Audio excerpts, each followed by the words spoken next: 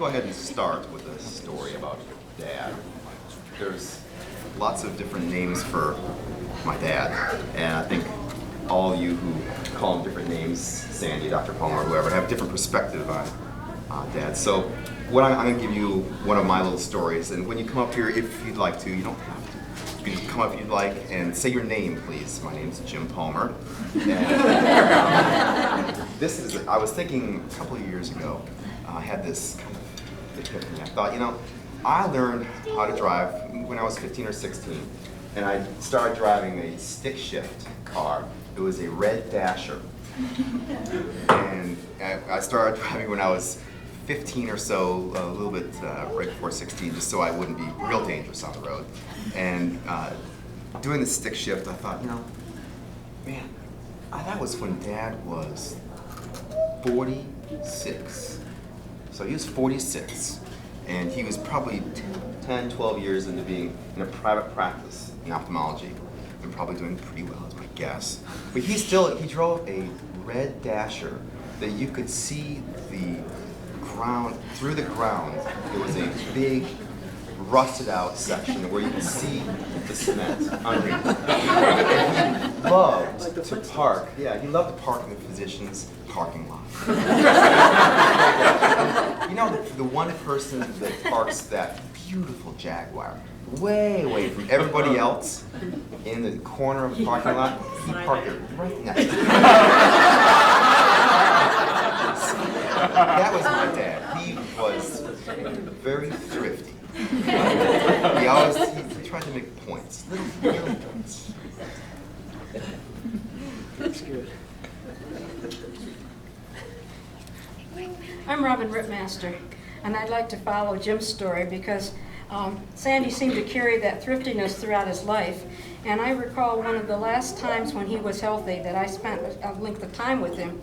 He was happily celebrating the $3 he'd spent at the Salvation Army for hard-sided suitcases to take to the mission program.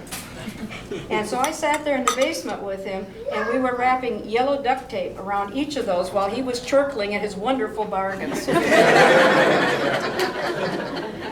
But Sandy was a very multifaceted person, and I was privileged to know them from the original membership class when the Palmers and the Ripmasters joined Westminster. And at that time, he was a very angry person at cancer.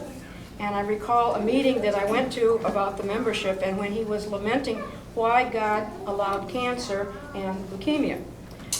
Over the years, I began to know Sandy from other perspectives as a father. We had a meeting once, and I had a baby at home, and he asked my permission to hold that baby very gently because he loved babies. And then there were the months and months that he role modeled and was a father to 3 of my children when I was ill. And he did a darn good job with it. Look in the camera. Look for everyone. I'm Dick Hubbard. And Liz and I have known Sandy and Mary for about 30-some years. Westminster in 1992 started an involvement with the border ministry between Mexico and the United States. And we sent our first team to Reynosa, Mexico. And Sandy and Marion started doing their ophthalmology work in a kind of a crude clinic there. And you can see some pictures of that out there. And the rest of us were building a house or doing a Bible school. But Sandy invited us all from our other efforts to come to the clinic one day to see the unbandaging of a patient, cataract surgery, the day after. So we could share in the joy of that person being able to see maybe after a long, long time. And so we were all there, and Sandy took the bandage off, and it was just marvelous. And Sandy continued to use his skills to help people see for a long time after that.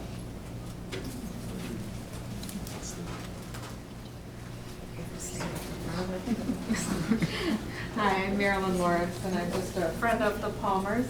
And one year I asked if I could go to Nicaragua with them, and they allowed me to do that, which has been such a privilege, and I'm so glad I was part of that ministry. And I was telling Marion that what I remember most is we would walk from our rooming house to and from the hospital every day. And that was such a neat time of fellowship. I mean, we really got to know each other, and lots of laughter.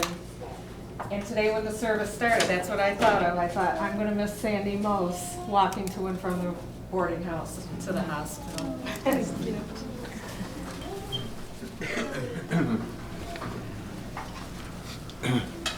I'm Dick Fryer, and I've known Sandy and Marion for quite a few years. It was quite a few years ago now that Sandy came up to me one day and he said, "Dick, what do you know about poker?" I said, "I played a little poker, but I'm certainly not an expert on poker."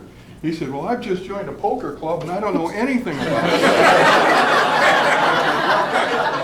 I'll tell you what I can do, Sandy. I've got a book of Hoyle at home, and I'll make a copy of every page that has anything to do with poker and pass it on to you, which I did. Now, I don't know how long Sandy stayed in this poker club. Probably Marion knows more about it than I. But from then on, for a long time afterwards, he kept calling me Shark. Shark.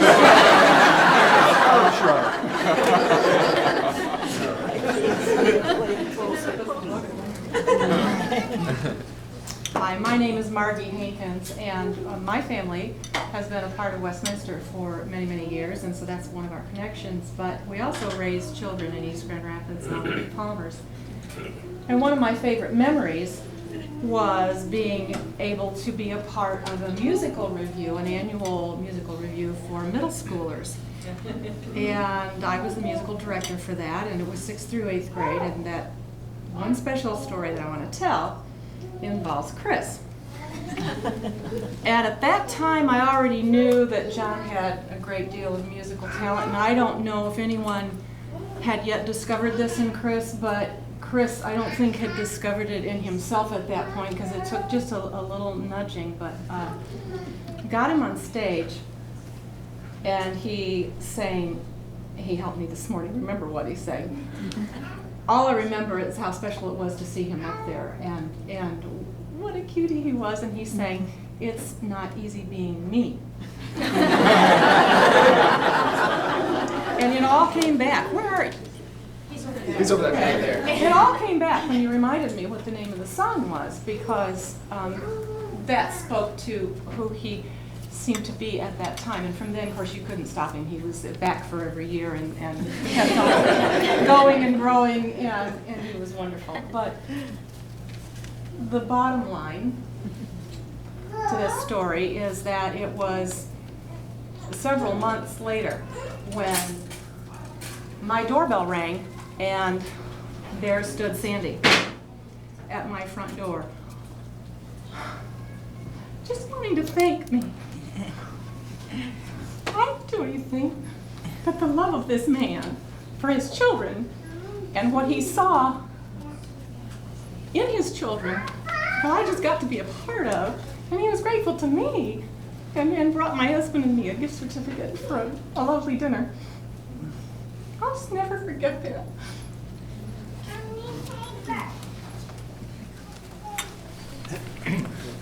I'm Dave Verdier. I'm an eye doctor like Sandy, and it's hard for me to stand up and not talk a long time about Sandy. I was just taking a few thoughts of it. The first kind of words that came to my mind when I think of Sandy, and honesty and integrity were right, and friendship were, and modesty and trust me were all right all at the same time. And I just wanted to speak a little bit about a couple of those things. Sandy's integrity was just incredible. When I came to town, he didn't know me, but he met me. He knew that I was starting to practice. He knew that I was building my own office, and he knew much better than I did that when the contractor said it would be done July 1st, that really meant December 1st.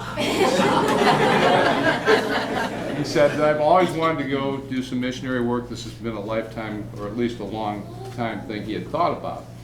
And he said, "Why don't you take over my practice and I'll go to Cameroon and it was just what he did. And I remember I was just newly married, and I was very happy to make what a resident made at that point. I wanted to make what a resident made because I wanted to at least be able to feed my wife and myself.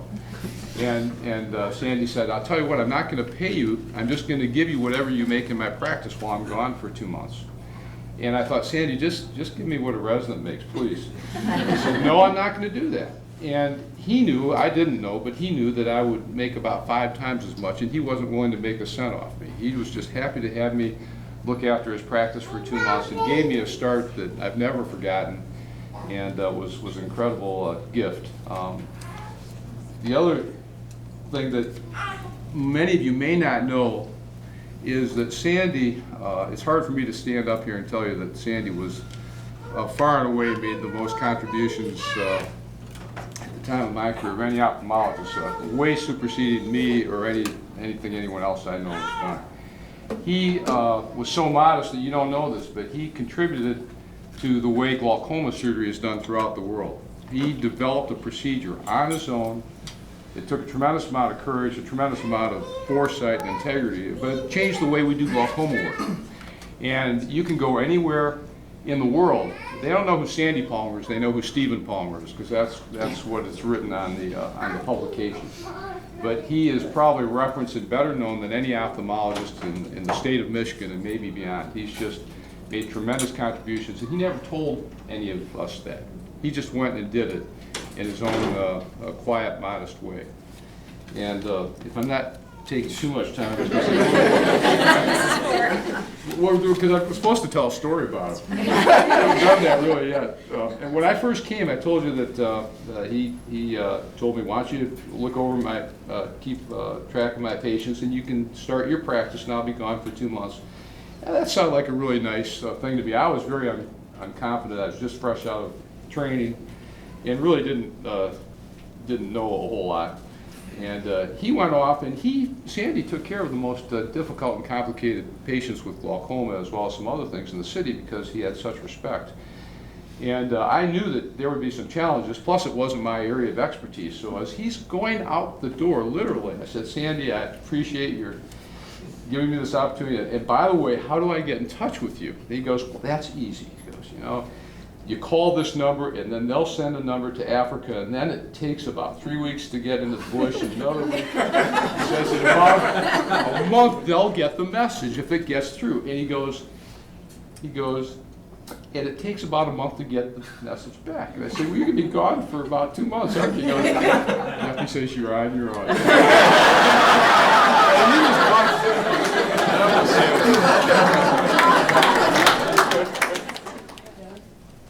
All right, the first day I met, I call him Dad, I'm sorry. Kate Thomas Palmer. The first day I met, I called him Dad Palmer, so that's another name for him, Dad Palmer. First day I met him at the cottage, and he was very welcoming. He was just really exuberant and excited to meet me, and we had a great day that day, and then at night it stormed like crazy. Thunder, lightning, trees fell down, like big trees, rolled down the back hill of the cottage, and we were worried that they were actually going to crash into the cottage, which they didn't. In any case, I had no intentions of getting up here today to speak. But last night there was a storm, and you know, I tried to sleep through it, couldn't do that. Finally realized, all right, it's you telling me. I decided, all right. So I started thinking about what Sandy meant to me, Dad Palmer, many names for him. And so this is who Dad Palmer is to me. It's a little poem. I'm really not the poet of the family, my dad is, but I'm going to give it a shot. So. He welcomes me, little boy, excited. We work, we play, we laugh. He checks the time to find out if he's hungry. We talk, we cry, we disagree. He criticizes me, constructively, usually. We sing, we huggle, we share. He retires, but he still works. We heal, we succeed, we fail. He savors life, new and old, and we live, we die, we love.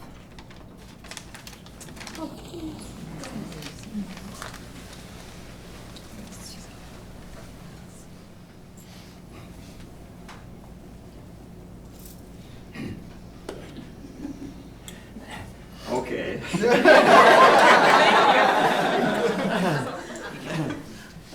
I'm Dave Boyce, also an eye doctor, and I'm 22 years older than Sandy was. Dr. Verdeer here and Sandy Palmer kept me going for 20 years beyond when I should have been back. I think everybody has good stories about it. Speaking of that car, we were in the same building just a couple floors apart. You used to park the car in Jacobson's parking lot and walk through the bushes to go to the other place. And so we, in the wintertime, I'd shovel out a path for him to go through there and put a sign on it that it was Palmer's path. But when I had big problems, I'd send them downstairs or send them to my friend here, who used to be on call. If I got into problems, he'd come across town and bail me out. So, one other, I fly an airplane, still flying. And when we go to the academy meetings, as they said before, he used to look for the cheap hotels. And he was so cheap that he came back from one of the meetings with me in the airplane.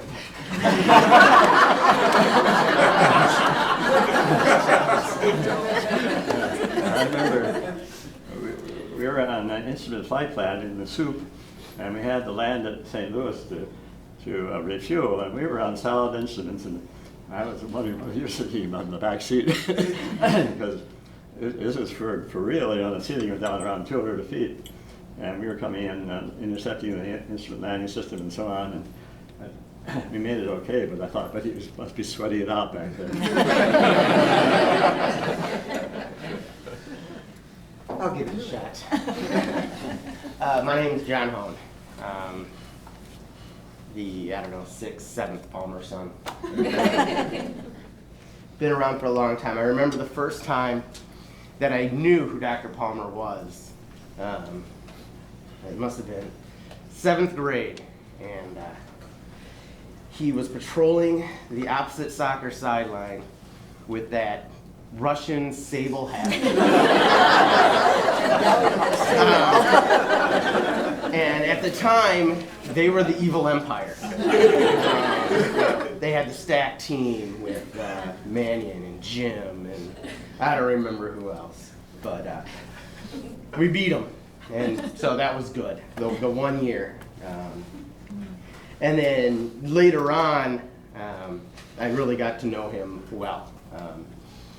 Junior, senior year, it was probably 50-50 on where I lived, my house or the Palmer house.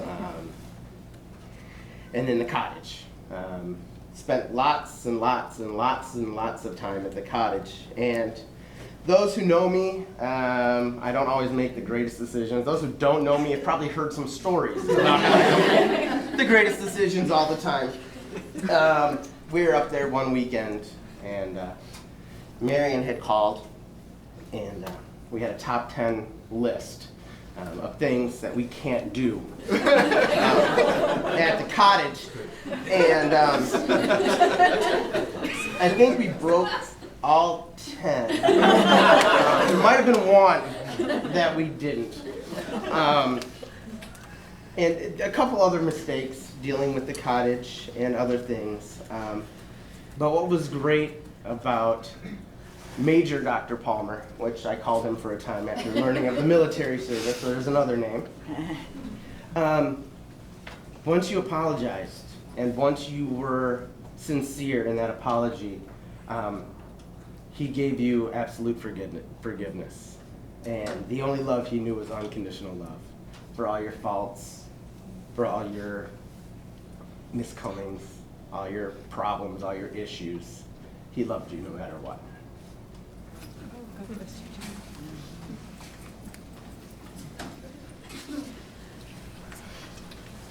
I'll preface this story. I'm Phil Hertel, and I had all the kids in school. I also parked in what Sandy used to refer to as his parking place, because it was the first parking spot next to their house.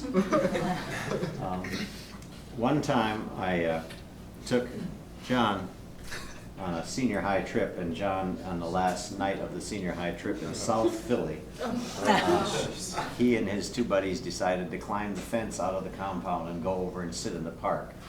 And to make a long story short, they got mugged. And I think it was you that said, "Hey, we're from over there," you know, and they said, "Well, then what are you doing out here?" "Well, we just came out here to talk." They said, "Get back over the fence and get in there." But the damage had been done. They had all been whacked on the head, you know, and he had a big mousy eye. So we had to go to the South Philly emergency ward on Friday night. You can't even imagine. It was a wonderful learning experience for them, because we waited about 4.5 hours and they watched the gunshots and the stabbings and everything that's going on. But I had to call Sandy and Marion. And I remember I got Sandy, and the thing I always remember about Sandy is nothing seemed to still, the waters were calm, and in this quiet voice he said, I said, "I have some good news and some bad news." He said, "What's the bad news?" I said, "John and some of the boys climbed over the fence and they got mugged, but they're okay. We got them at the hospital and they're going to be fine." And he said, "Well, were they told not to climb over the fence?" Real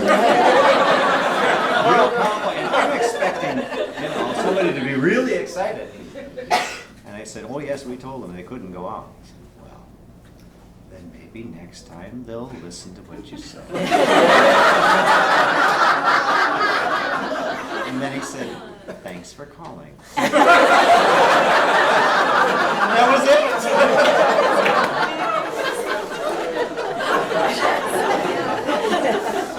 And the other wonderful story is, one of the boys, I think it was Jim, was playing outside school one day and happened to run into the steel edge of a window that opened out like this and just put this horrible gash in his head. And then, of course, he was running, and so there was blood all over the place. And the principal said, "Take him to the emergency ward right now." So I got a towel on his head, and I put him in the car, and I'm starting, and he said, "No, you take me to my dad." I said, "No, the principal said I've got to take you to the No, you take me to my dad."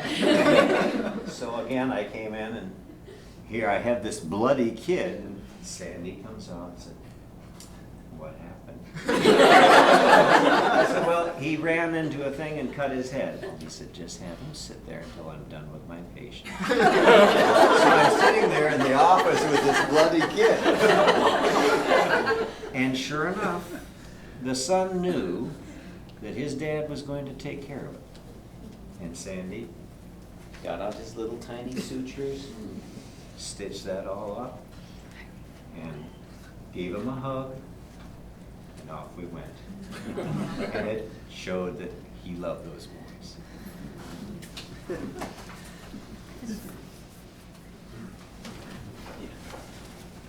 Hi, I'm Gail Munson. I know I'm supposed to talk, but you're going to have to bear with me because this is really difficult. I first got to know the Palmers when I was youth minister here at Westminster in the 80s and had the privilege of having the Palmer boys in my youth group. And some of them, particularly Jim, gave their parents a run for their money. And there were incidences which I was aware of what other parents dealt with who just lost it. And the Palmers were really known for handling things. And I got to know Marion sooner than I got to know Sandy, because Sandy kind of scared me. I didn't really know how to take him, and as some of you know, I have trouble sometimes pronouncing words, and Sandy was always there to correct me. But as I got to know him, he would constructively criticize things.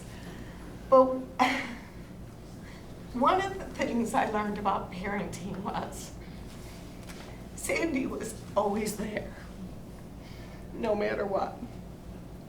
No matter what time of the night, in that quiet way, would just sit there and listen. And that was a real privilege for me with my kids, although I wasn't always quiet.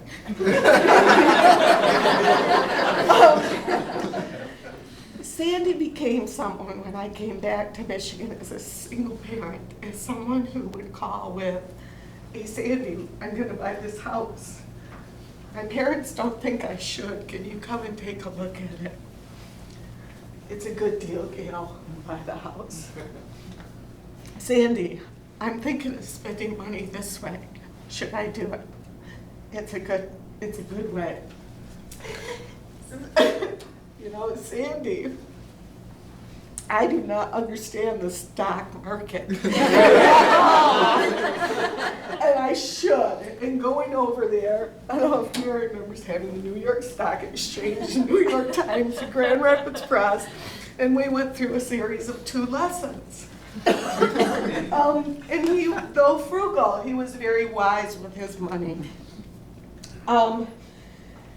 There were just a lot of things. Sandy, I feel like I'm being ripped off by a car mechanic. Who should I see? You know, and time and time again, he was a warm and safe father figure for my own kids.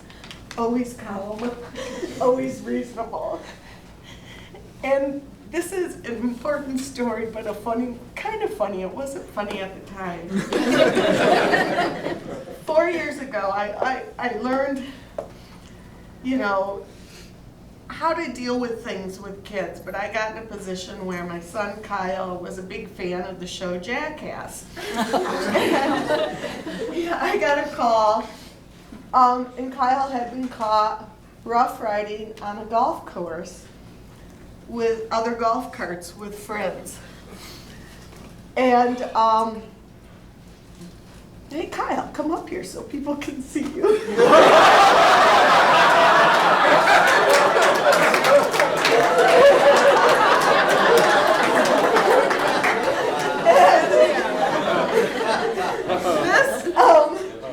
I called Sandy and said, I didn't know who to call. I talked to Riley, the people here, and called Sandy and said, "Do we need an attorney?" Sandy said, "Yeah, you do." And as I was freaking out, Sandy said, "You know, there was a time in Ann Arbor when my friends and I hot-wired a Jeep and took it running and returned it a little bit dirtier, but no one knew, and it could have been in trouble."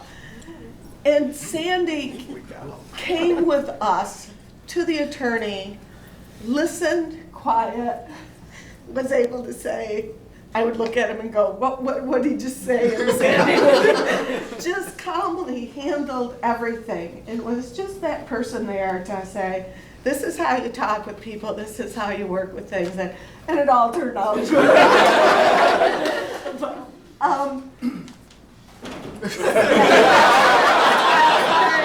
But, you know, Sandy kept up with Kyle, he kept up with my kids, he made a toast at my daughter's wedding. And he did that not just for me, he did it for a lot of people. And, you know, I don't think he even shared with his kids that golf cart experience. And so, you know, I just hope when grandkids see this and other people see some of the stories that are shared that I'm not unique. There were people all over that Sandy was there in his quiet way, often funny way, and just dry humor, and someone that I am dearly going to miss, but I have learned from.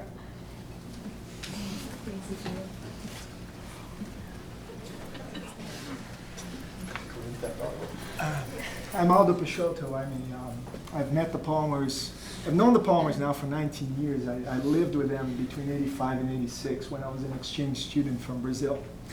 And I refer to them as mom and dad. My first language is Portuguese, so mom and dad never meant father and mother before, so it was easy for me to transition into mom and dad. And they are my true second parents. And I want to share with you, because I think it follows Gail's story well, I want to share with you my last conversation with him. I called him last Tuesday. And for the last few weeks, I'm a doctor, so for the last few weeks, most of our conversations were medical. It kind of stunk. I loved him as, not Dr. Palmer, but as Dad.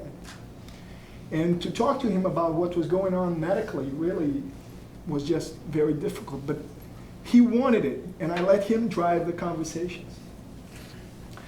When I called on Tuesday, and that's a terrible chime. When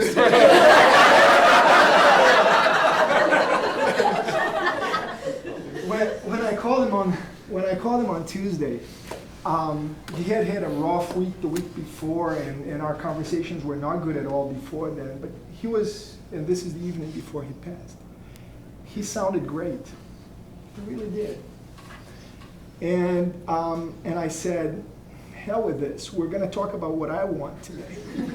So after he made the first few remarks about pain and about fentanyl and about this and that, I said, well, what have you been doing? And I could see him on the other side, and I could imagine that he was probably saying, well, okay, that's okay, let's change subject. So we started talking about the Olympics. And he gave me the usual detailed story about something that had happened in the afternoon. And I said, well, great, at least he's spending some time doing other things, other than the thing he enjoyed the most, which was spending time with her. And the story that I'm going to move on to now really has to do with Dad as a teacher.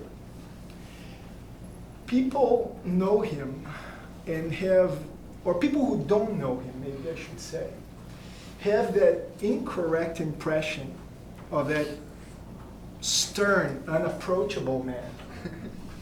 And that's what everybody has, including Gail, right? And I never had that impression. I never had that impression. I always approach him very easily, and he made it very easy for me to have that relationship with him. And he's taught me so much, from how to pronounce words correctly, which I still fail to do, on how to approach things about daily life, on how to approach things as it relates to parenting, which now I've become. And most importantly, despite his detailed analysis of everything, despite his criticism of everything, this man is never judgmental. And it is very difficult, and I wish I could learn more, could have learned more from him, or use his inspiration more often in my life. But every single criticism was never judgmental. And our last interaction was when I was telling him why I had not been watching the Olympics as much in the last few days. I told him that I've been working a lot and I've been getting home late, and then I spend an hour or so with my 3-year-old daughter, and when I put her to bed, I then fall asleep and don't wake up until it's much later. Well, he thought that I had said, and I put it to sleep. So I'm visualizing him on the other side. Aldo, you know that in our culture, we do not refer to babies as it.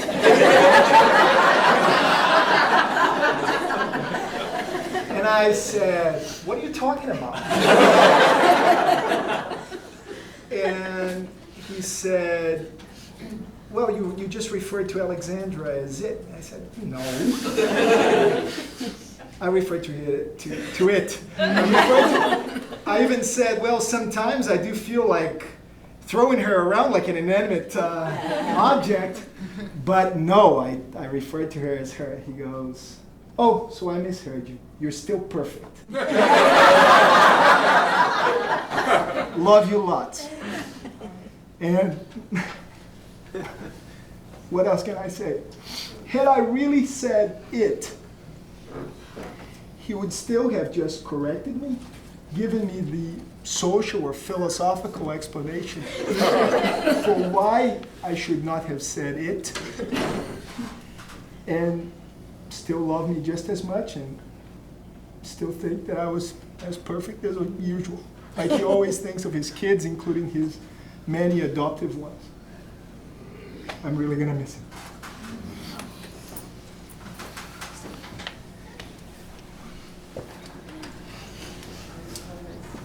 I'm Liz Hubbard, and as my husband said, we have been friends with Marion and Sandy for a long time.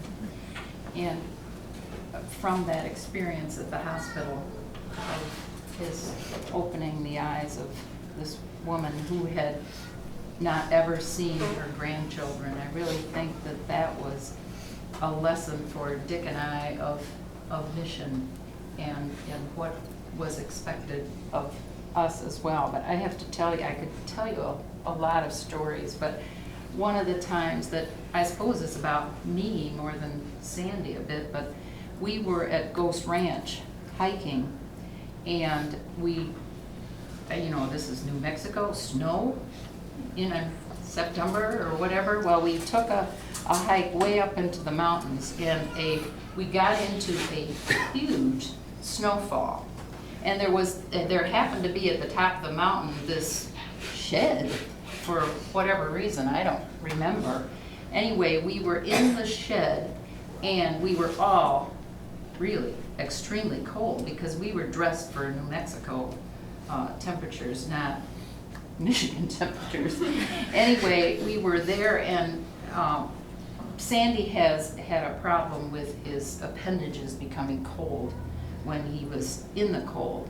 And I had the opportunity, since I usually have hot hands, to hold his hands to keep them warm because he was really very cold, and that was just a real experience for me to be helping him and to hold his hand, the hands that did all the mission work and so forth. And I just want to add too that if there was ever a person who I felt I could be honest and open and say and be who I was in front of, it was Sandy.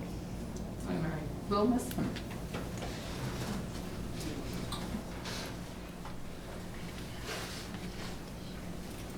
Hi, I'm Henry Ibaha, and I'm from Orlando, Florida. And I dropped my chainsaw yesterday as soon as I heard it came up. Right away, we were still cleaning up from the hurricane.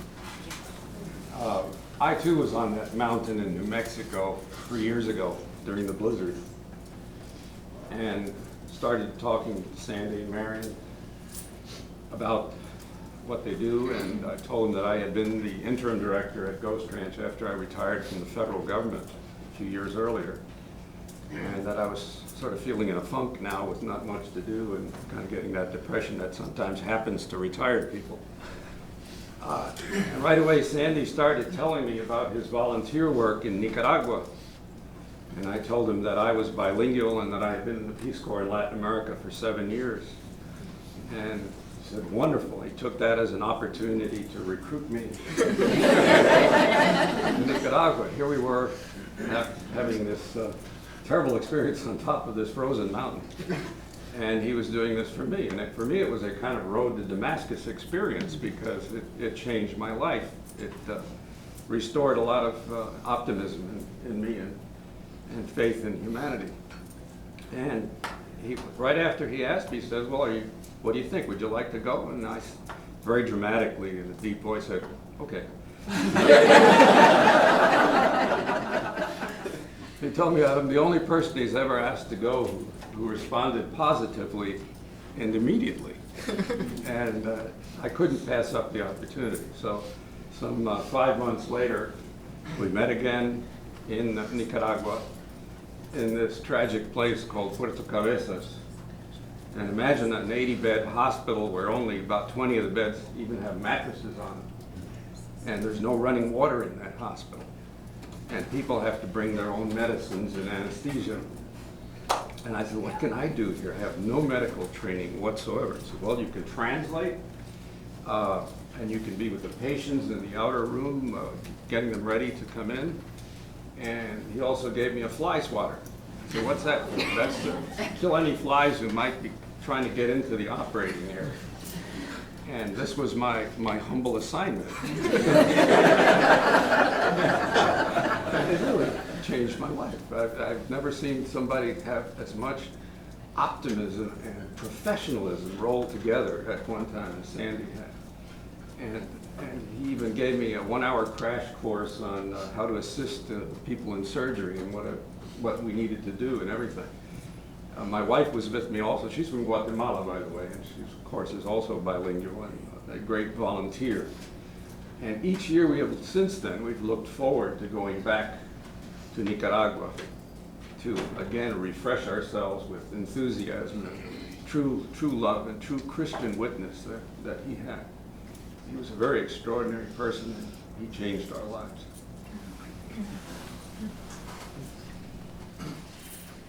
Well, I feel as though I should say something because I knew Dr. Palmer a long time. I probably could write a book about him because I worked in his office. I had that privilege, and I also had the privilege of working with Dr. Verdier.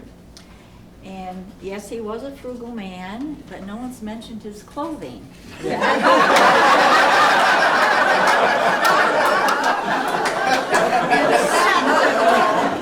so I would like to do that because I think he only had 2 or 3 suit jackets that he wore to work, and we could tell what season it was by what jacket he wore. But he did like sweaters, so on surgery days he'd often come into the office more casual with a sweater on. But the suit jackets were our indicator of what season it was. One day he came to work. I was usually the first one there, and he wasn't far behind me. And he came in and he had stubble on his face. And so I said, oh gosh, you're gonna grow a beard. And he touched his face and, oh my gosh, ran home because he had forgotten to shave. And then another time he came in and with no tie on. So first thing I asked him was, where's your tie? And so he ran home to get another tie. But as far as the patients were concerned, they came first in our office. They might have to wait a while to see him, but they didn't care. As long as they knew they were going to see him that day, they were happy. And he was a great man, and I'm going to miss him.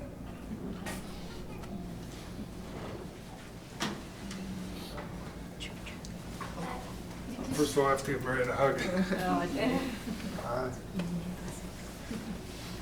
Did you come up with this? I wanted Babs to come too. I'm Dave Sharp. We moved to Grand Rapids in 1986. And as you often do, you meet your friends through your kids. And our son Greg and Chris McCleary and John Palmer were the 3 musketeers to us. And we very quickly got in a small group with these people and a number of others in this church. And we're very loved and very welcomed into the community. And watched our 3 sons grow and still enjoy watching them grow and mature and serve the world and serve their Lord. And I want to say that this is the only doctor's wife I know who cut his hair. I didn't know that either. I don't know when the last time he went to a barber was, but early on he decided that was an absolute waste of money. Marion has been cutting his hair for years. What did you say? Let's face it, not that hard a cut. So we love him dearly, and I wish I could tell you 100 stories of his dry humor. I can't remember a single one. But I agree, he certainly had a way to get to the pith of a matter quickly. He could get right to the heart of anything in an instant and tell it like it was and put some dry humor to it so it didn't hurt.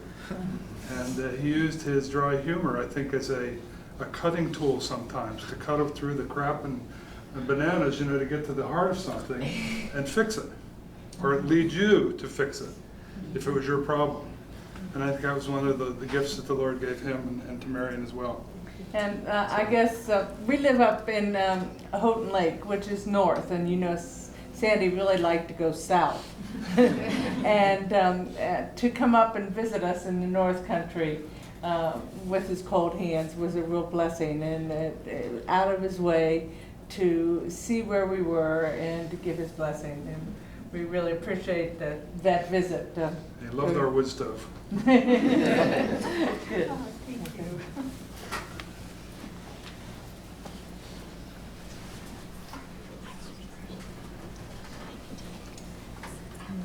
I'm Barb Swartzel-Anderson, and most Westminster folks will remember me as Van Essendelft.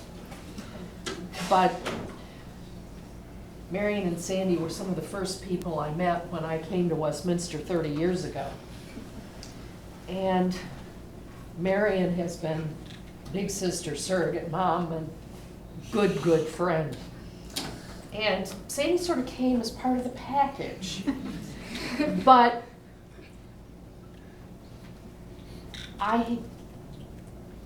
what I remember about Sandy, what still moves me, is how he did so many extraordinary things as if they were the most ordinary things in the world.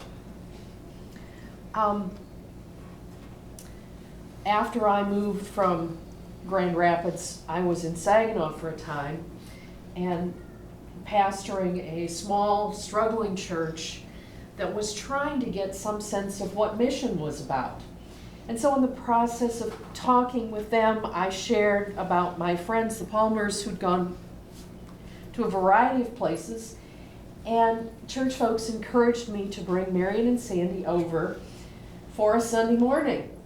Well, first of all, I got this phone call Saturday afternoon from Sandy saying, "We're not going to be there for dinner. We have to stay here until after the U of M football game is done." Which was fine. And so they arrived later on, and we had dessert and talked about the day. And what we agreed on ahead of time was that we would do this sort of dialogue sermon. We'd put some chairs in front, and I would ask questions, and they talked about their experiences. And I'd sort of made a list of questions, and we talked about those on Saturday evening. Well, Sunday morning, I had a question come into my head that we hadn't talked about the night before. Well, Sandy gave me quite a dirty look. But then proceeded to answer the question. And then after worship, we went down and they showed slides and talked with the congregation about what those experiences had been for them. And it was a wonderful day for me to share my friends with this group of people. And I think about how many people in this world have missed the experience that all of us have of knowing Sandy, and what a loss that is. But I also remember Sunday morning, since Marion and Sandy got up way before I did, I said, "You want to go for a walk? Here's a place you can walk," and just going back. And when I was getting ready, they had already eaten breakfast, and Sandy had very carefully had his bowl of grape nuts first, and then instead of taking his bowl and putting it in the dishwasher, he rinsed it out and dried it and handed it to Marion so she could put her grape nuts in the same bowl. We didn't need two bowls.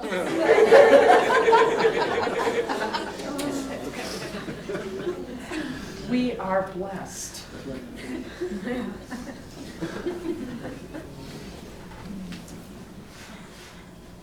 I'm Kathleen Dragelis, and I worked with Dr. Palmer and Marion and Bunny over a period of about 11 years. Dr. Palmer was always very frugal, I'll agree, and very soft-spoken. And I remember when I was first applying for the position, I lived in Zeeland, and I sent resumes all over in Grand Rapids because I wanted to work in a doctor's office in Grand Rapids. And he called me, which I thought was strange, late on a Friday night. And if you've ever talked to Dr. Palmer on the phone, you know his voice is very soft. And I thought it was an obscene phone call.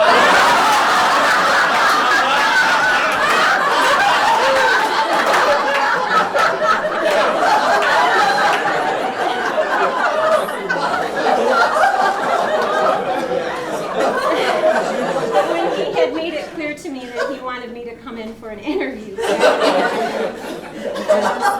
was assured that it really was a doctor. So, anyway, I was really glad I made the decision to start working in the office. I really, truly enjoyed, and I was honored to know Dr. Palmer, and I think everyone who knows him is.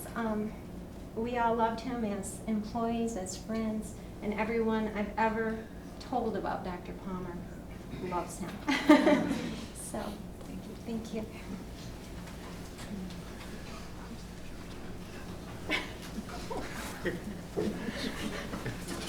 My name is Holly, and I worked with Dr. Palmer 2.5 years or so before he retired. He taught me a lot of things. I was new to the medical field when I met him, but he taught me more about people than he did about anything. And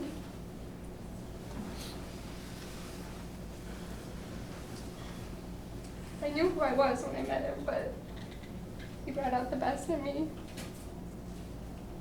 He taught me that nobody was perfect. And after making what I thought was a great mistake one time with a patient, I dilated both eyes and should have only dilated one. The patient had a glass eye and I didn't know.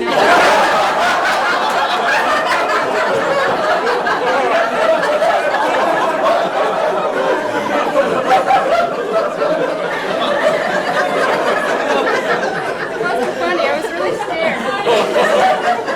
I had to go in through the swinging bar doors, and he was at his desk working, and I had to tell him that I made this great mistake, and I was afraid that I hurt the patient and I didn't know. And he told me it was a glass eye. No harm done. But he told me that if I was perfect, he wouldn't want me around. And so I think he found imperfections in everybody and loved those. He just loved that. So I was very blessed to meet him, to work with him, to learn from him. And I saw him on Tuesday. And he looked great. That's all.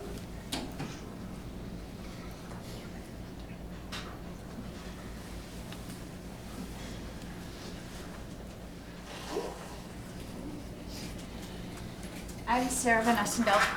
Most people remember me when I was about this big. As long as I've been alive, and even before then, the Palmers have been a huge part of my life. And particularly, Chris and I kind of have a bond. We're exactly 4 years apart. We were born on the same day. It's kind of cool, but I remember one time in particular, they used to babysit me when my parents were out of town. I remember one time I was over there and I had a nightmare. And you know, if everyone remembers when they're a little kid, you know, they have a nightmare, they go and, you know, and they crawl into bed with their mom and dad, you know, and cry themselves to sleep or whatever it is. And I had a nightmare, and so I got out of bed and went into their bedroom, and I honestly don't remember whether it was Dr. or Mrs. Palmer, and I still can't call them anything other than that because that's how I was raised with them. And you know, I woke them up and said, you know, I had a nightmare, and they wouldn't let me get into bed with them.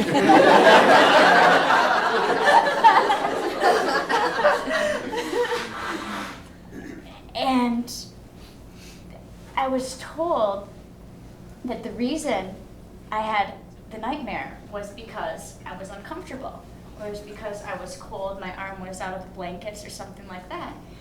And that was why I had a nightmare. So I was proceeded to say, go back to bed.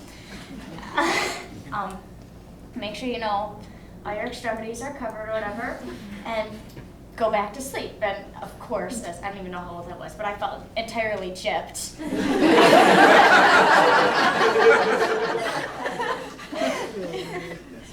But to this day, even as I got older and stuff, and I would have nightmares or bad dreams, and it would wake me up, and instead of going in and waking my parents up, or as I was older and living on my own and no parents to wake up and cry to, I would remember that I had to make sure all my hands and my arms and my legs and everything was all covered up, and I would go back to sleep. So it was the great thing. And Dr. Palmer, I don't remember this. I was born with an undeveloped tear duct in one of my eyes, and I didn't realize it until today.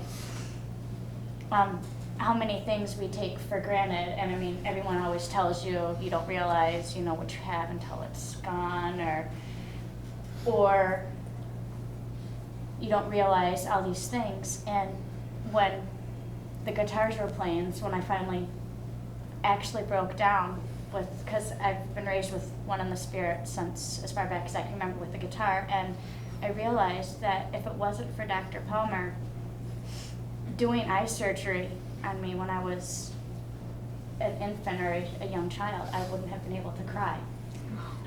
And I never thought about crying in the same way.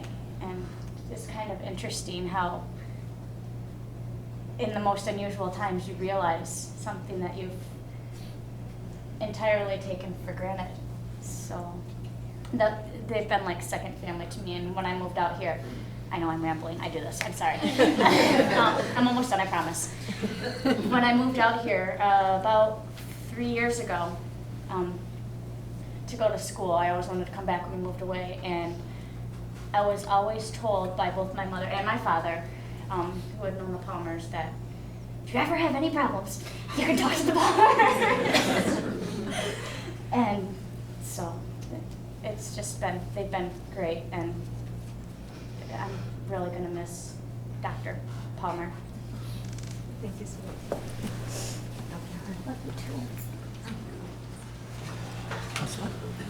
I'm Dave Gibbs, and we came to Grand Rapids in 1963, and a few years after that, Marion and Sandy came to Grand Rapids, and we've known them ever since. Marion and Sandy are really, can you just step back so I can see Marion? But Marion and Sandy have really been God's blessing in our lives.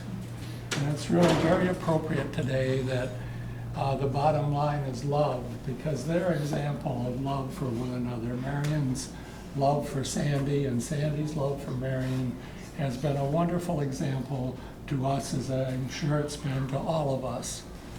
And this last 20 months have been so hard in the struggle, but Sandy talked about his wonderful love of Marion almost every time we got together and could share time together. Sandy is such a caring and wonderful person, and a number of levels for me. We became good friends. He was my eye doctor. He was my ophthalmologist for over 30 years until his retirement. And they were wonderful prayer partners as we matured and grew together and raised our kids together and prayed for the different stresses in our lives, and prayed that we would know what God's guidance was for us as parents and as spouses and as friends. And so it's very appropriate. There was so much love and both Sandy and Marion, and Sandy's love for his boys, and Sandy's love for his daughters, his new daughters, and his grandchildren were just so important to him. The last time we visited with them was the day that they had hospice coming in, and Sandy was in pain, and we were leaving, and Marion and my Sandy went out a little bit before that, and Sandy stretched out his hand to me, and we just touched hands for a few brief seconds. But Sandy, in the midst of everything that was going on in his life, was still extending his love to me.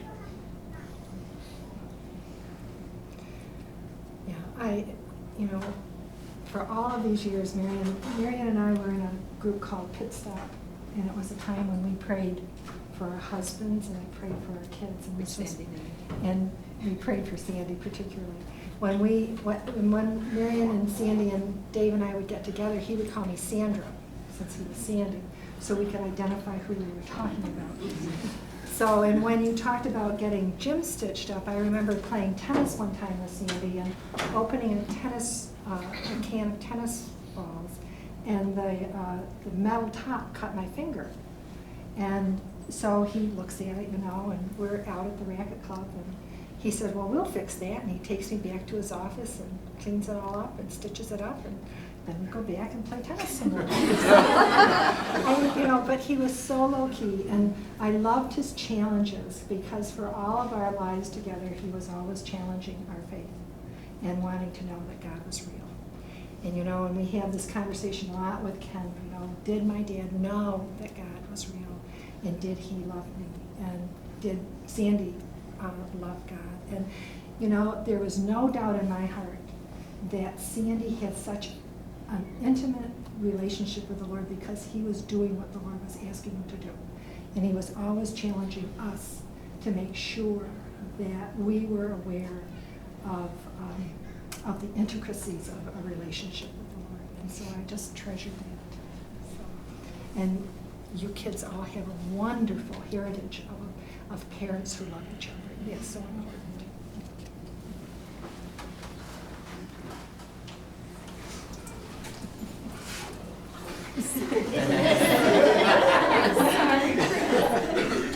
I'm Ann Conklin, and Marion is just a dear, dear friend of mine, and Sandy was very special to me as well. And I have two stories I want to share that both, I think, follow up well with the gifts that talk about that love is the bottom line and tie in with what Linda said today.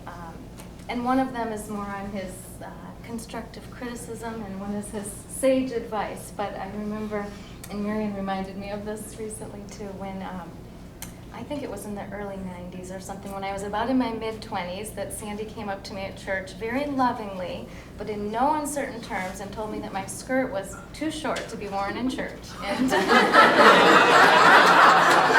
today, in honor of much below me. So, and it was just pure love, it was just so sweet. And then another is in Reynosa, Mexico. I was on one of the mission trips, I don't know if it was the first or the second, in the early 90s. And, well, I guess I want to preface this by saying that the day before Marion and Sandy celebrated their 41st wedding anniversary, my husband Peter and I celebrated our 17th wedding anniversary.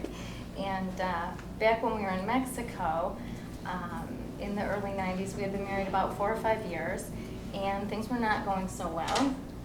And one of the issues we were dealing with was that my husband was not a Christian. And so while we were there, I spoke to the Palmers about this and, trying to get some advice.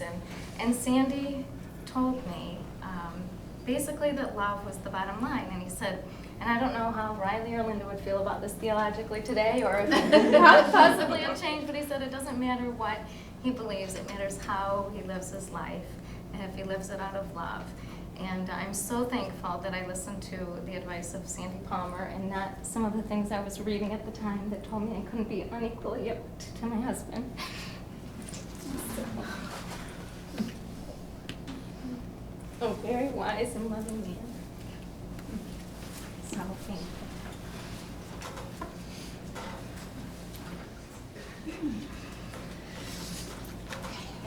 good cry a little while ago, so hopefully it's out.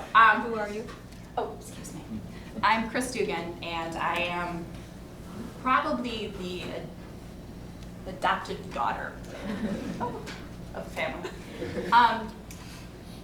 I've known the Palmers since I was 5, and grew up with them here at church and at camp and different things like that. And the first time I ever remember meeting Dr. Palmer was when I was really little. I don't know why I remember this, but a man, and it was Dr. Palmer, came up to me, and I had pudgy cheeks when I was little, and he grabbed my cheeks and he said, "Oh, you're so cute." And then he was gone.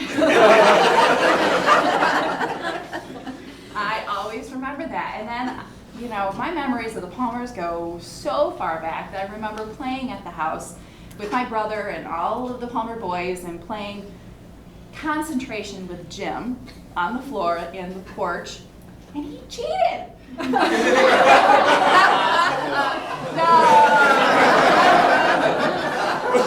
He did one of those, "oh, look over there" things or something like that.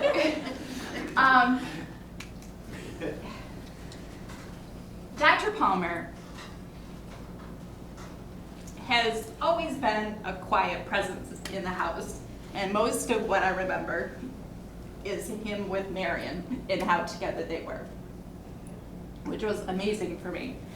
A couple years ago, I believed that I had a problem in my closet with my light switch, so I needed to get an electrician in to fix it because I don't know anything about this. And I called him and talked him through it, and he's like, or told him about it. He said, "You just have to change your socket." I'm like, what? You know, it's like the light socket. "Oh, you can do that." And he walked me through it completely. He said, "Go buy this, go take this out, do this to make sure you turn the electricity off before you." But I know. So, you know, I went to the store and got the parts that I needed, and I called him back. He's like, "Okay, you know, here's the next step." And he totally walked me through it.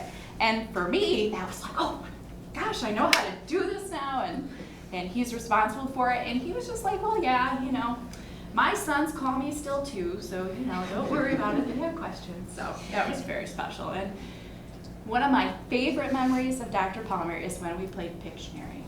And at the Palmer household, this involves 2 large chalkboards and chalk, and Dr. Palmer is standing in the middle with the, you know, the trivia or the Pictionary card, deciding what we're going to draw, and 2 people anxiously waiting to do their drawing, and lots of people getting ready to yell answers and try to guess what's being drawn. And he's just patiently waiting with his timer, ready to go. And, you know, there's all this yelling kind of coming at him. And if he hears it, he's just, "oh," you know, he points. He doesn't yell. He doesn't get really worked up about it. He's just right there for it. And I don't know how he, you know, would stay that composed and be able to work through that, but that was just, he was God during the game. That's what we called him too. and Marion was Mrs. God. Because he was the one that made the final decision. The past 2 months or so have been very important to me because I've been able to be at the house off and on whenever Marion needed something, or I would help clean up the house or just be around whenever something was needed.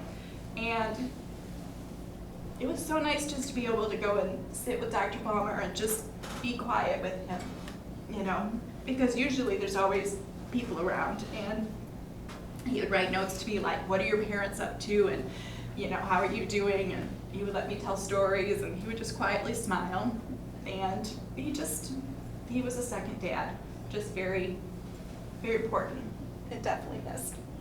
So, yeah. And I got through it.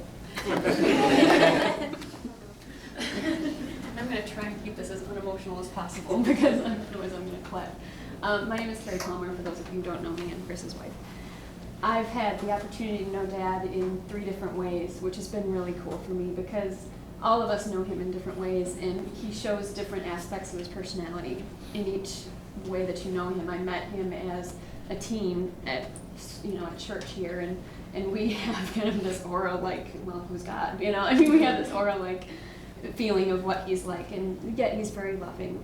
But there is that distance.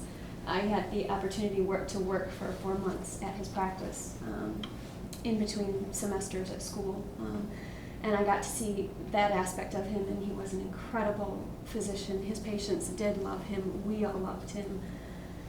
It was just amazing. And then I was a part of the family, and I got to see how he was with his sons and how much he adopted all of us girls into the family as well. There was no doubt in any of our minds that we are family from the moment we walk in that door. One quick story that just shows him completely to me. We meet up at the cottage at least once a year, on the entire family. We all congregate and spend at least a week together. And so we had all just arrived. This was very recently. We had all arrived, and all the kids are running around, and Heather was pregnant, and Kate was pregnant, and we were just all trying to keep tabs on, okay, so what's going on? How's Janine doing? How's Evan doing? How are the pregnancies going? Everything like this. And I was kind of sitting back in the background, just taking care of things, and we were all catching up. And I don't even know if all the family knows about this, but he sidles up to me and puts one arm around me and looks right at me. And in a dad way, gets eye contact, says, "Carrie." I said, "Yes." He goes, "You're very special too, and I love you, even though you're not pregnant."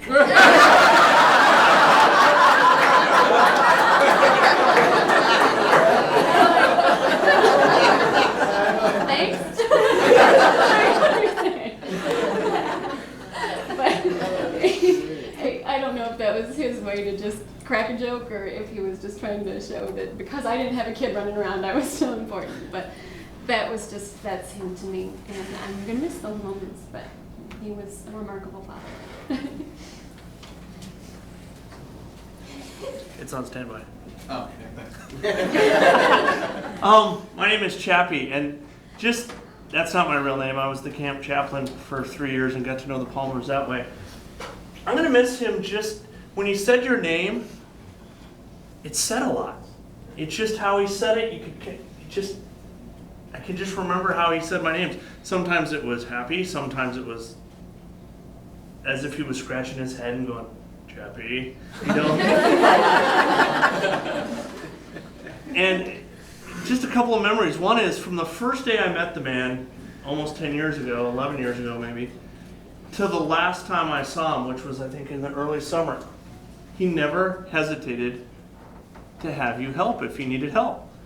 I remember going to the house the first time. I think Chris was passed out under a blanket after coming home from Kirksingers.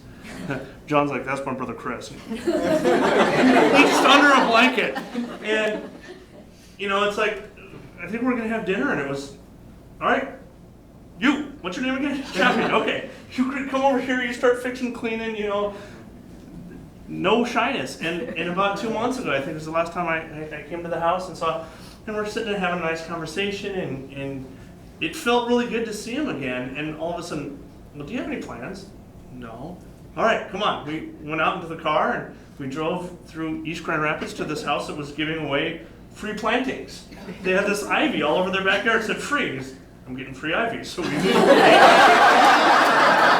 I'm sitting in the backyard, shelling ivy and bringing it out to the, putting it back. That's the last time we had any time together, was getting free ivy.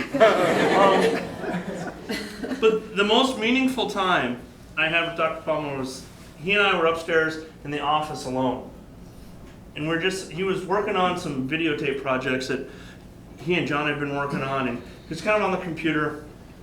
And we were just talking, and it was after one of the trips. I don't know if it was from Nicaragua or from Africa. They had just gotten back, and I was just asking him questions. What was it like? How was it, in Africa, or how was it in Nicaragua? I'm not sure where it was, but he was telling me about this. And he's explaining just the lines of people that would come up to have their eyes fixed, and explaining, I was blown away when he said, "Yeah, we can only do one. There's so many people in need, we can only do one eye, we can give sight back." And it has to be one because we can, you can do so many more people that way. And as he's talking, we both started crying. Because all of a sudden I got the presence of Jesus with skin on. Because here's Dr. Palmer talking about giving sight to the blind. And the first person I thought of is Jesus Christ. But that was Dr. Palmer. Dr. Palmer was Jesus with skin on. He gave sight to the blind. And we just sat up there for a few moments. It was just he and I, just kind of crying about it. And just what a beautiful, wonderful thing that he and Mrs. Palmer got to be a part of going places where people had never seen before. And because of love, they walked out and they could see. There's no doubt how much he loved God and how much he loved people. And he was doing exactly what God wanted him to be. So that's the best memory I have of Dr. Palmer. See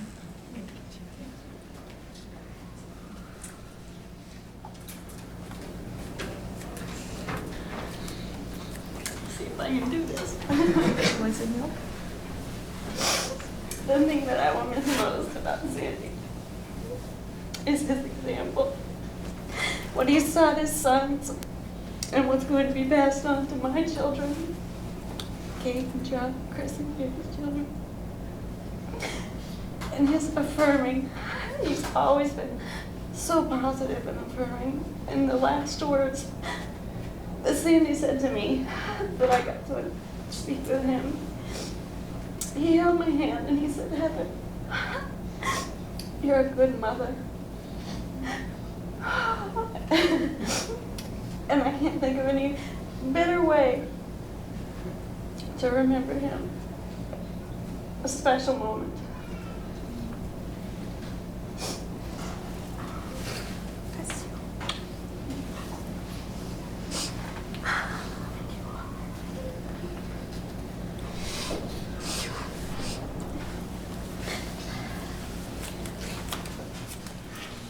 Can I just sit here and say something? It'll be easier. I remember the very first time that I got to meet the Palmer. I'm Deb Palmer. I'm niece by marriage. We went out to Grand Rapids from, we were living in California, and I got to meet the Palmer family. And I had known all about Sandy and Marion before I came because Scott loved his uncle so much and had him on such a pedestal. He told everything about him before we got there. He was so proud. And then when we went there and I met them, my family is very loving and open, and there's always people in and out of our house too. And when I met everyone, I felt immediately comfortable with everyone. However, I had to try really hard to listen to Uncle Sandy because I couldn't hear him. And I really had to be careful so I could understand what he was saying. But I remember standing in the kitchen, and I think it was Chris Dugan that came in, and I thought, I didn't know they had a daughter. I'm not sure who else walked in, but I know it was two other boys that came in, and they just walked in the house and went to the fridge and everything. And I was really confused for a while, but I thought, okay, this is like it was when I was growing up. And I just thought it was really wonderful. But he was really cute when he did want to correct you, because when we first had our baby, we went out to Michigan, and she was 3 weeks old, and my favorite thing to say was calling kids pumpkin. And I'd say, she's just a little pumpkin. And he would say, or he said to me, you mean you think your daughter is a squash? I said, she's a pumpkin. And I don't even say it anymore, but I did say it for a while after that. But every single time I said pumpkin, I thought, I'm calling my daughter a squash. So, anyway, just blessed to be part of the family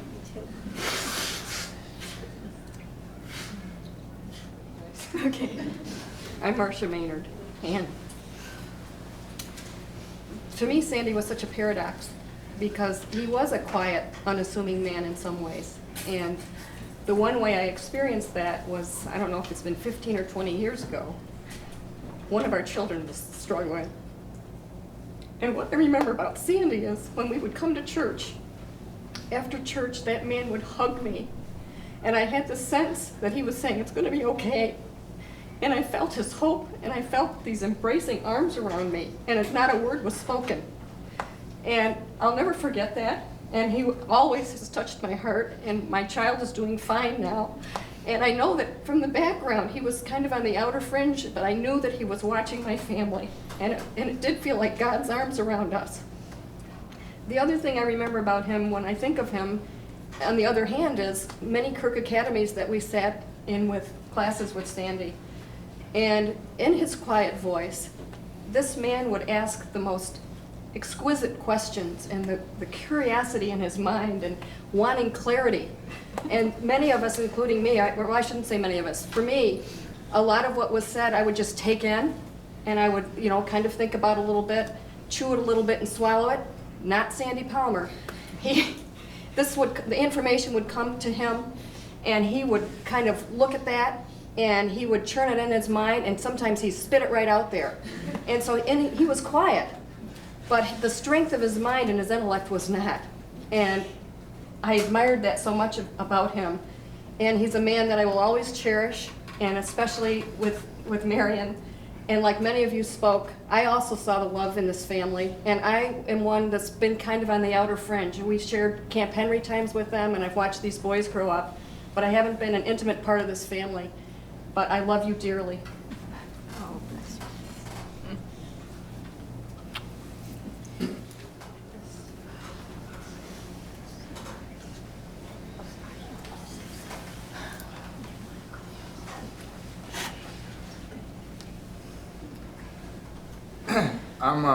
I'm Randy Roskowitz. I've known the Palmers longer than I can remember. My mom talks about the first family camp they ever went to, and their best friends at that family camp were the Palmers, and they were running around with their little boy Jim, and my parents were carrying me around. I was not a year old at that point. When I think about Mr. Palmer, I think of things like kindness, caring, love, patience, unending patience. And on any number of occasions, Jim and I tried them to the furthest extremes.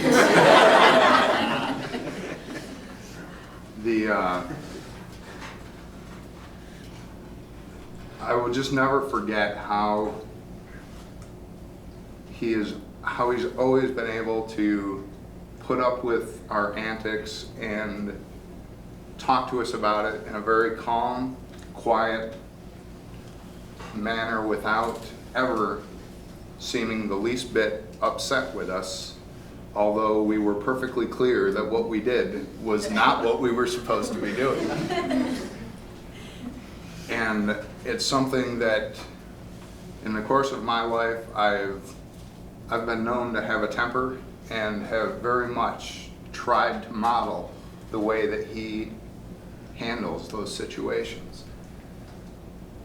When I was younger, couldn't do it at all. I mean, I would fly off the handle in a second. And as I've gotten older, absolutely every time I get to that point of being furious and I can feel my blood boiling, I would think of Mr. Palmer and how calm he would, just the way that no matter what, you have to just deal with it, and it's not worth you just can't get excited about it. You deal with it and move on.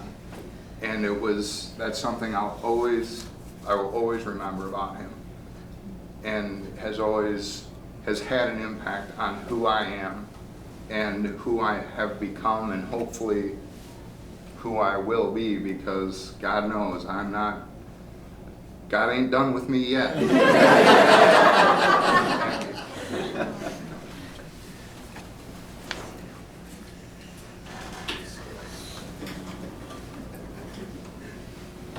Okay, I'm trying to get through this. I'm Christy Rosine, and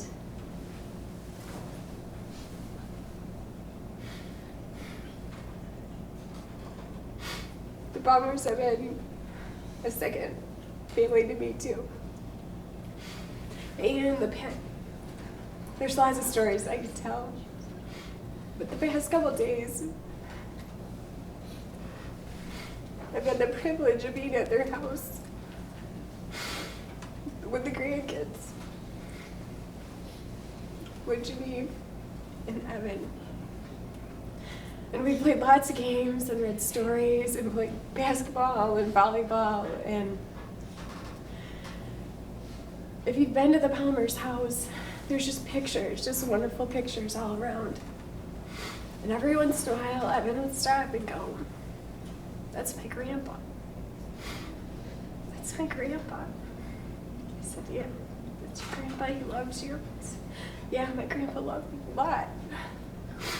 So we'd play games and we'd play games, and we were eating dinner, and so he would just blurt it out every once in a while, and he said, "I miss my grandpa.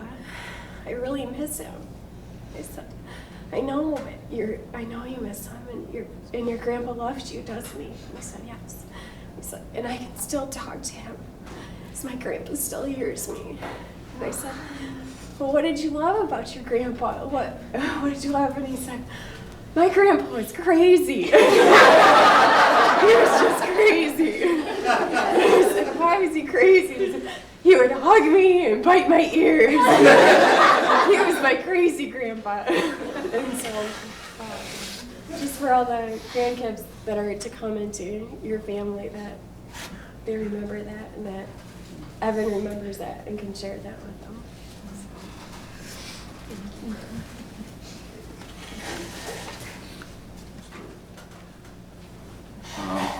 My name is Ken Palmer, and I have schizophrenia. I'm schizoaffective, and basically schizophrenia is confusion. And so when I drive, I'm a little confused.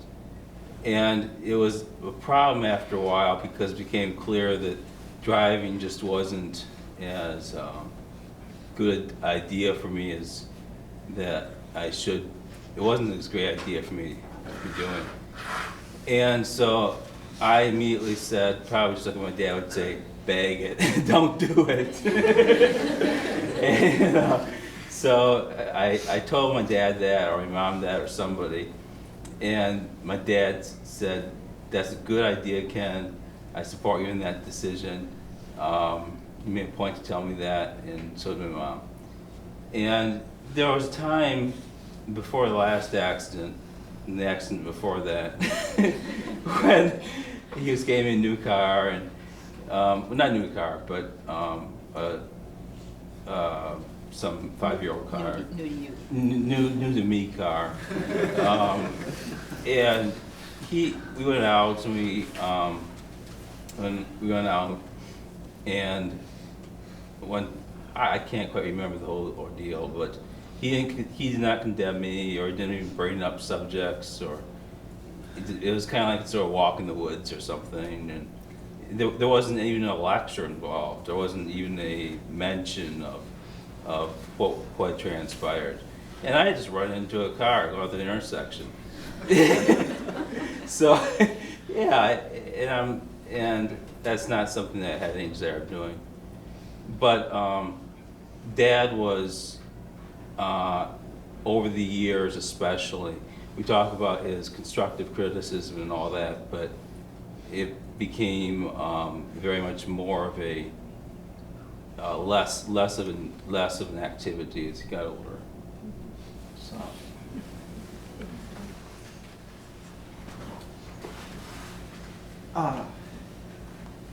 When I was, I don't know, 8 or 9. Lori. Oh, good call. I don't know why I should ask. That was a good one. I am John. I'm once again the third son.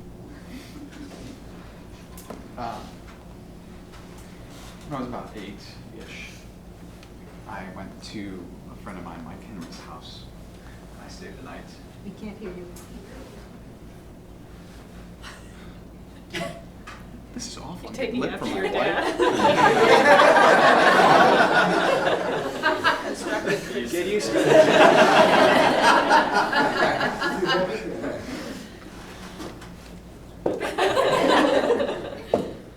And your sides don't match. Anyone got anything? When I was about 8, I went over to Mike Henry's house, a good friend of mine, and I could not go to sleep. And I could not go to sleep. I got very, very scared. And at about 2 or 3 in the morning, I called my parents. I called my dad, and I asked them to come take me home. And in the middle of the night, my dad was able to solve my problem for me. When I was 17, and I was laying in the hospital bed after my knee surgery, and they had taken me off my morphine drip every 10 minutes.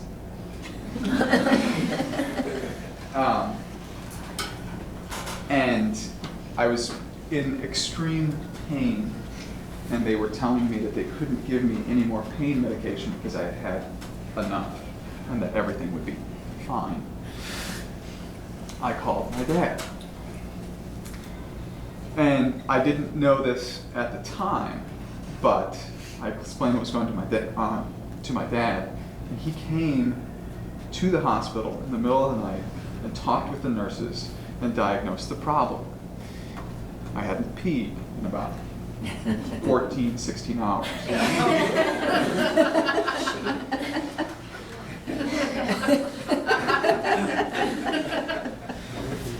When I was about, what was it, 96, 95, so I was probably 21, 22 years old. I was on a plane headed to Germany with no job, and I was planning to stay there for 5 months. And it wasn't until after this that I didn't know this, I didn't realize it until I got there, that they were at that point experiencing the highest rate of unemployment they had in about 30 years. I was headed there to have an internship with a company, and they hadn't found me a job, but I was proving to them that I really wanted the job by just going. And believe it or not, I got a little bit scared at about 2 or 3 in the morning on the plane, and I realized that I couldn't call my dad.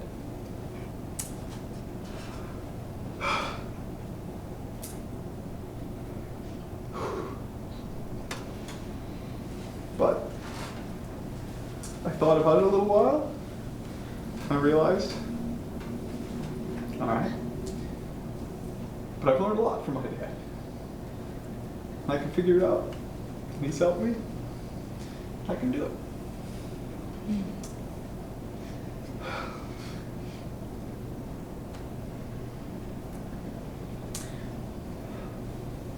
I can't call my dad anymore.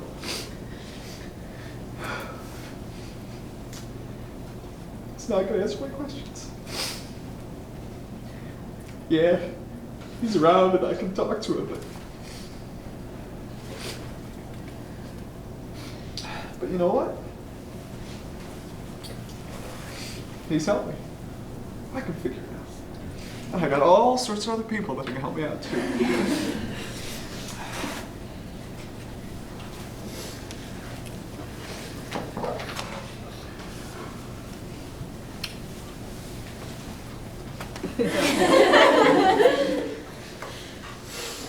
I'd like to add, my name's Judy and I'm a cousin. I'd like to add a little family history to let Steve off the hook for being so tight. According to my mother, it was his mother, Aunt Ruth, who made Uncle George carry sack lunches to work for decades. Uncle George could not buy a lunch.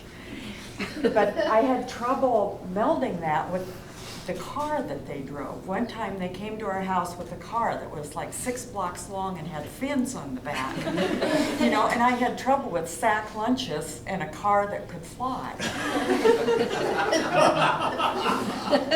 In addition, according to my mother, and this may be wrong, but according to her, my Aunt Ruth, when she was in college, used to have trunk loads of clothes brought to her room. And this was at the height of Depression when my mother was sharing cans of beans with Uncle George.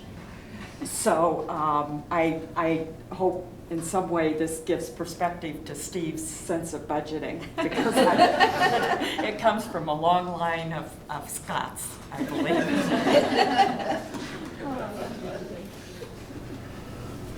I'm Joni Bowens, and I got to know the Palmers when Christopher came calling on my oldest daughter. And so he's my first son I've ever had, because I had just 2 daughters. But the Palmers have been very special to me as well. And Sandy was always very supportive to me, to Ron and I, to the girls. And he, as everybody said, did have such a way of getting to the point. When I would go to visit them, he would say, "How are you, Joni?" And I'd say, "Oh, fine." And he would look me in the eye and say, "No, how are you really? What's going on?" You know, he would make you tell him what was really happening. I got to visit him as a deacon when I was a deacon, serving as a deacon here. And I got to help out some in the last few months when he had a couple of other tumors. He would come to our office, and it was a great privilege to be able to help somebody who had helped so many others.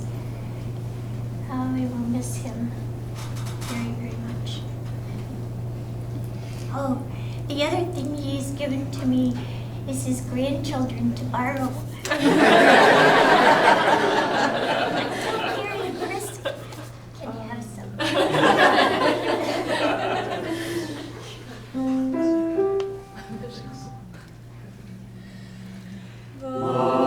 Lord bless you and keep you.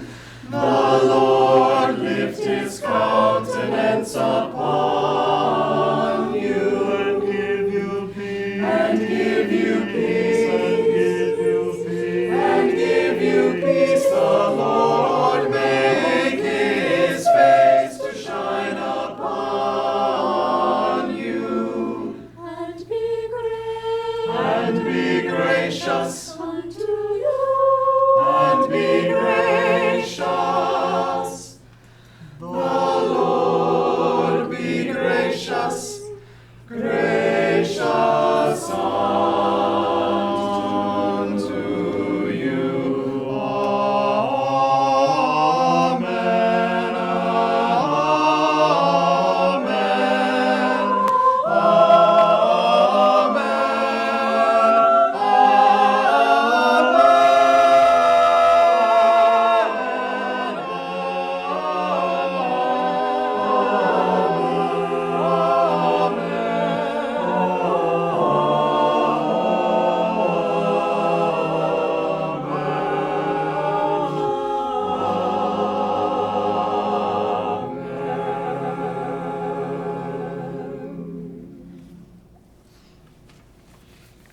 And all God's people said, Amen.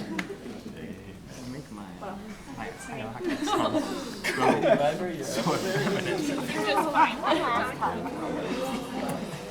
Just make me feel insignificant when it has Oh, good, Harry. I'm blessed. Can one bite the table?